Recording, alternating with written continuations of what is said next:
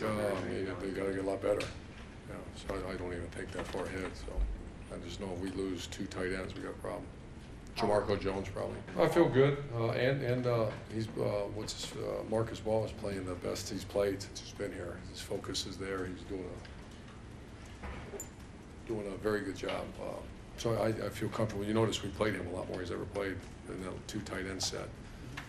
But the next guy, to answer your question, would go in to be Jamarco, would be the point of attack guy. So I think Coach Trussell ran the premier program, or if not the premier, one of the premier programs in America. And I always admired it. When I was at Bowling Green, I came down and studied. I know Coach Trussell since I was a graduate assistant here, and he went to Youngstown State, and we used to work camps together. So premier, on and off the field, did great things, and I think that's what's great about Ohio State. Everybody appreciates the efforts of the coaches, so I think it's great. Yeah, a lot of it's how he's, I started by, it's usually a double-digit number, and then see how the game's going, and then also how his body's feeling and the demeanor. So you can tell when a guy's hot. That's why I love to be on the sideline, and you got that fire, and sometimes he doesn't. So that's how we determine that. Back row right, play. Braxton throw yet? Yes. You could employ him in that role.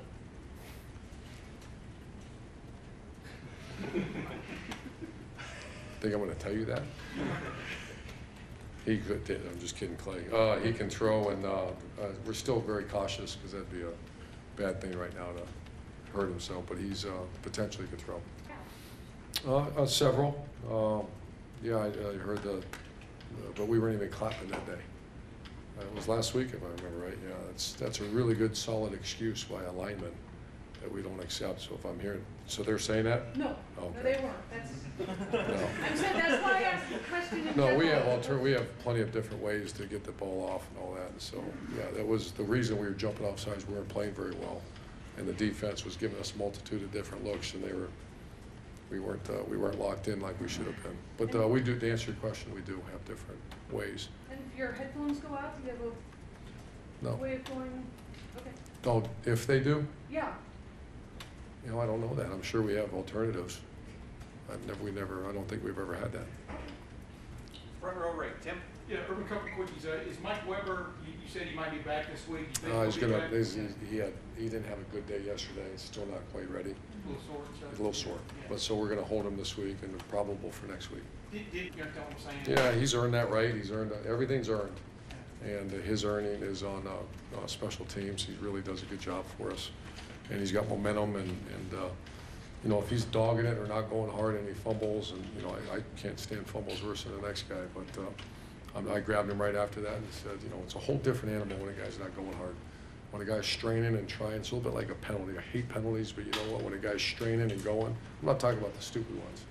I'm talking about the guy that jumps off sides, or the guy that, maybe a PI because he's going after the ball so hard. We'll coach against that, but that's nothing compared to the guy that doesn't go hard. The guy that does not go hard disappears. I played in that conference for 2 years. I actually lost to him in 02, and we had like a big win streak going. I can't remember what it was. And we lost to him, and that place was. And so, this is a really good plug for the AD administration. They just keep hiring great coaches one after each other, and they're extremely well coached, very good players, big. This is a mid-level. I mean, this is Big Ten talent that we're facing in certain positions. Quarterback's a stud. Today was my day at lunchtime. I watched the whole UNLV game, and he's a runner, thrower. I think he's a senior too, competitive guy. So this is a really good team, a really good program. And I think 5 straight years, 11 wins. Do they do anything interesting on defense that stands out? I mean, what? Yeah, they can be. It's pretty much our defense, base defense, and then they do some unique things in the odd, which we have not had great success against that. So, good question. Probably. We've faced 2. It's once again, this is a really good, solid excuse, but this is more realistic. We have not seen that base defense yet. We thrive on that. So teams are really challenging us, saying we beat us with the throw game, and we did okay. Against Virginia Tech, okay. Saturday we did not. But they're challenging our run game, and they're not. I think people are saying, let's not let that Zeke Elliott just tear us apart. And the offensive line, let's not just play base. Let's move all over the place and create confusion. And we had opportunities. Anytime you face a defense like that, the big hit opportunity is there. We've not hit it, and certainly last week we did not. I think our best big play was 20 yards or 24 yards, and there were certainly opportunities to have them, but the edge blocking was not good, and so respect for Zeke is one, and they're also just not playing base defense. Yeah, and that's, I think, if you have to give Tom Herman and our offensive staff credit, is our first year offense, you can call it the spread, it was not. It was Braxton and Carlos and take a few shots down the field. It was not a spread so-called offense.